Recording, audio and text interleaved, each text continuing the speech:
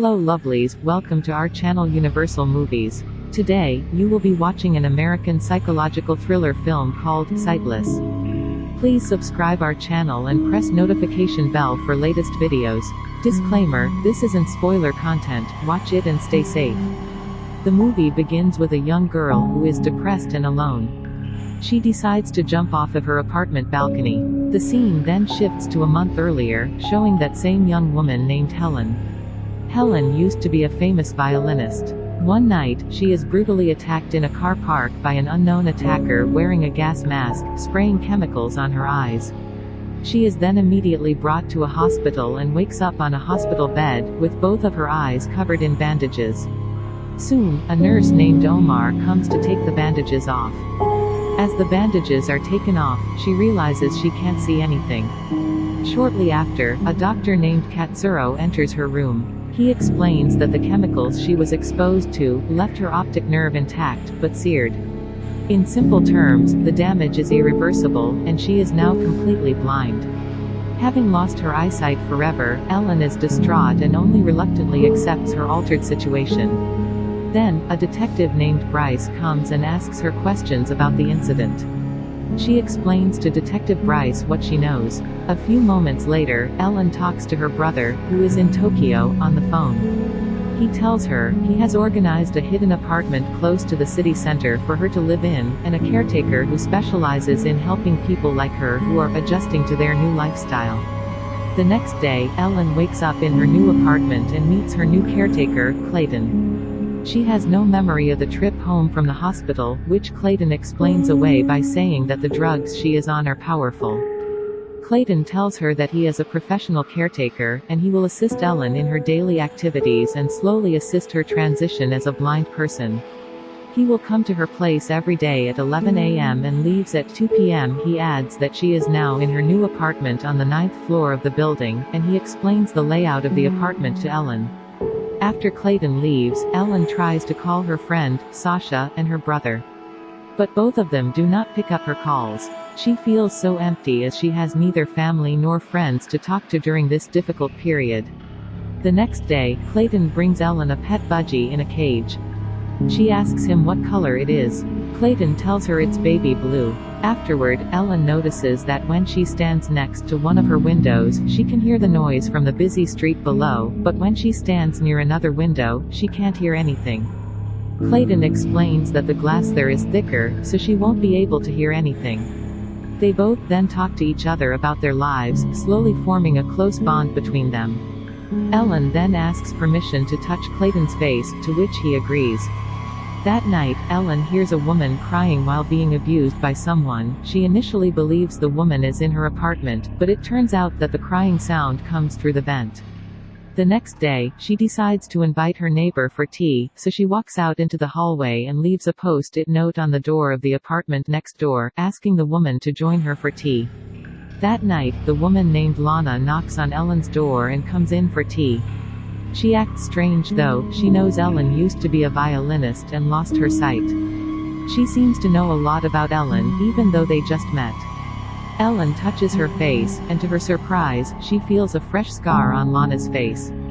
Lana reacts by warning her not to trust anyone, and she runs out of the apartment. Ellen becomes convinced that Lana's husband is being physically abusive to Lana. So Ellen reaches out to Detective Bryce, telling him about the abuse her neighbor is getting from her husband. Detective Bryce sends over Officer Neiman to talk to her neighbor and make sure everything is alright. Later, he confirms she is okay, and the scar was just a birthmark. The next morning, she notices a strange thing about the place.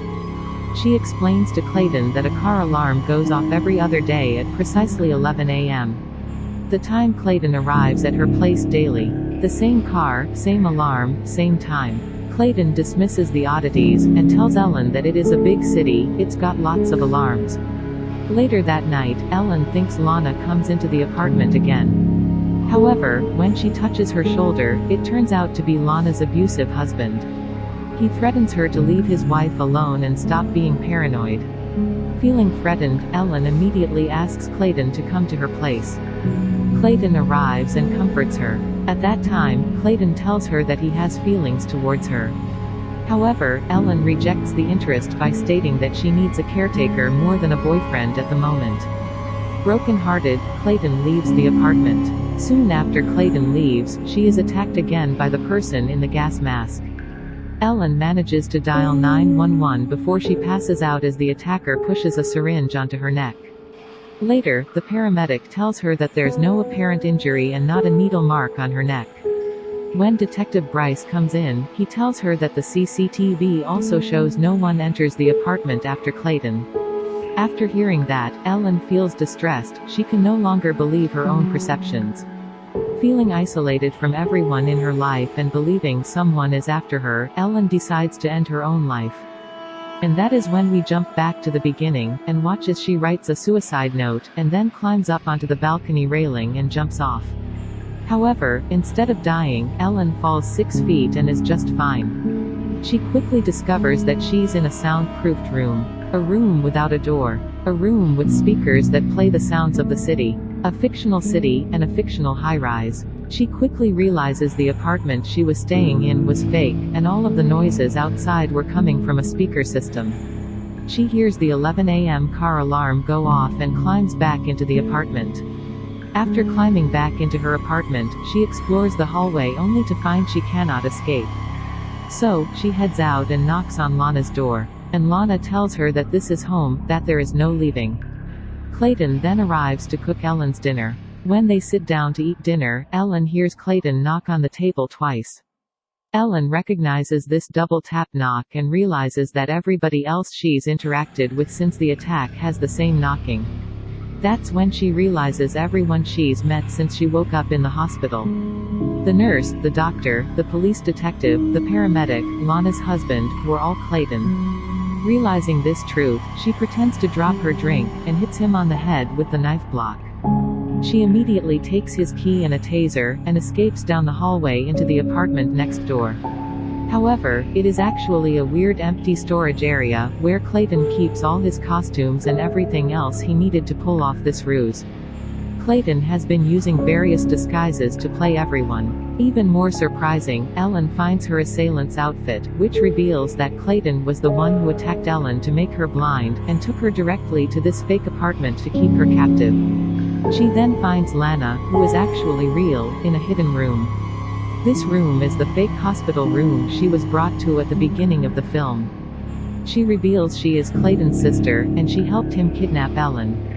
She then tells Ellen their only hope of escape is by using the hidden vent in Clayton's room. As Ellen is trying to escape, Clayton catches up to her, knocks her out, and drags her into his room. It's the room that Lana had previously mentioned contains the only way out through a vent in the wall. Ellen feels the air from the vent and realizes that she has yet another chance to escape. Clayton launches into a monologue explaining his actions.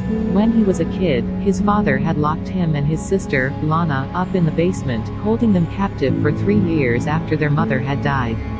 The only way Clayton had survived was by making up characters in his head, giving them backstories, and pretending to be them. But what had truly saved him was the music that Lana played for them in the attic. The music he heard was Ellen's, who was a child prodigy violin player. He refers to her as his light in the dark.